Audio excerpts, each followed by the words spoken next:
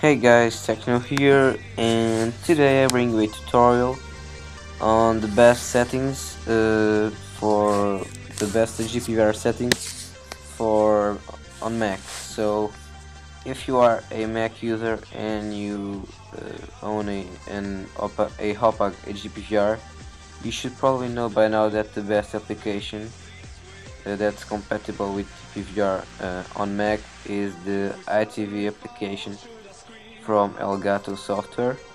So let's open it. Here it is.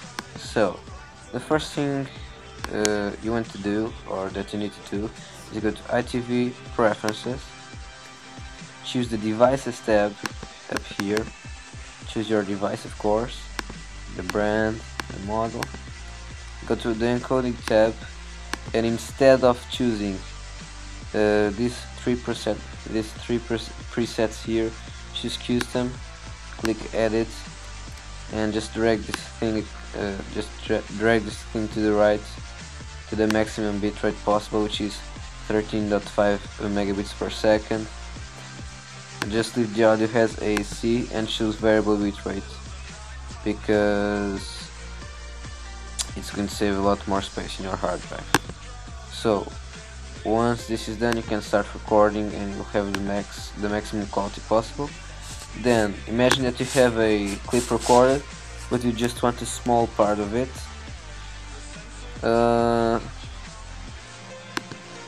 That's easy to solve. You just right click on the clip, on the entire clip, go to edit,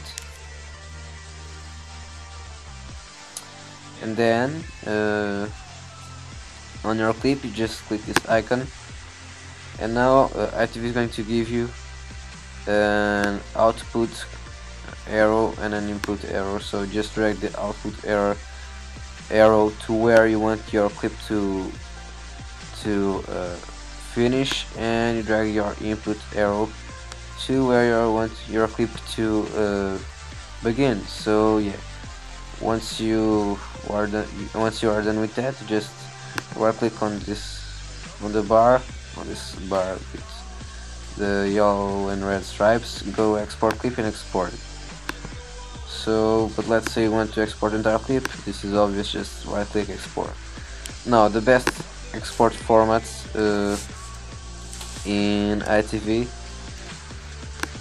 are the following. So you can export it in H.264, and the big advantage of doing this is that it's going to be exported right away, because as it says here,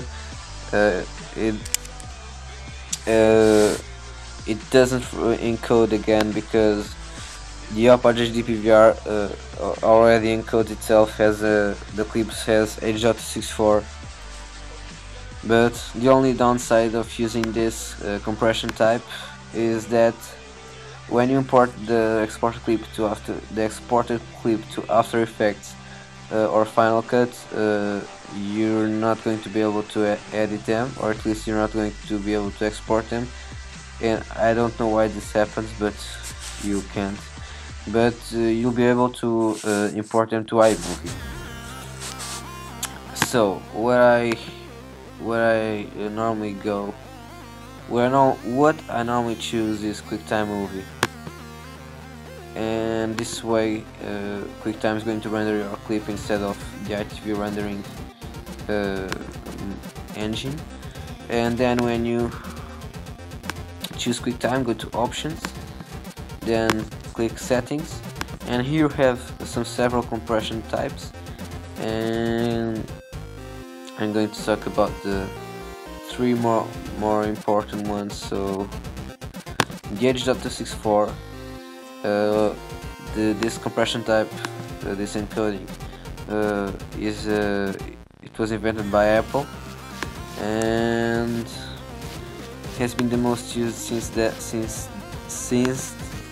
its creation. So because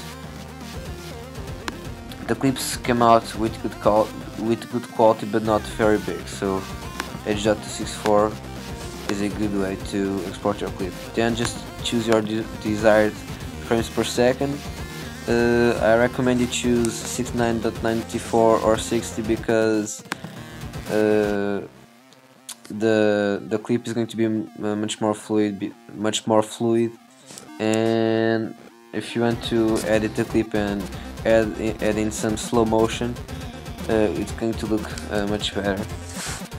The quality, of course, best, encoding best quality multipass, and that's it for H.264. But let's say you want to export a clip without any compression. You want to export it just like you want to make it look just like the original recording. So you want to export it lossless, let's say like this. So choose animation, choose your desired frame rates per second, depth, choose millimeters of color plus, and drag your quality arrow to best, and boom, it's done. And when you export this clip, it's going to be exactly as you record. And this is the best quality format to use. The only downside is that the clip is going to be like super big, and I'm talking about some gigabytes. Like for instance, if your clip is 50 seconds, it's going to occupy like 1 gigabyte on your hard drive. So, and if you do not have some big ass external hard drives or a big ass internal hard drive, don't do that because your space is going to run out very quickly. So, but now let's say you want to import the clip directly to Final Cut, and by saying this, I want to say that when you edit something Final Cut, and if the clip you're editing is not in a native format of Final Cut, you'll have to render the sequence each time you change something. Like for instance, if you drag your clip further in the timeline, or if you add in some color correction, and that can be very annoying sometimes. So if you don't want that to happen, you just go compression type, choose Able Intermediate Codec, and this is a native format of Final Cut, so you can edit the clip freely without having to render it each time you make some change. The preset, of course, is going to be HGV 720p. Don't choose 1080p or 1080i. No, yes, don't choose 1080p, because this is something that happens a lot in YouTube nowadays.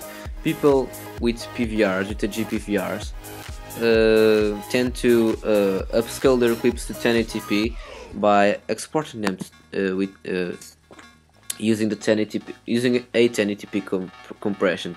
But this is going to make your clip lose some quality.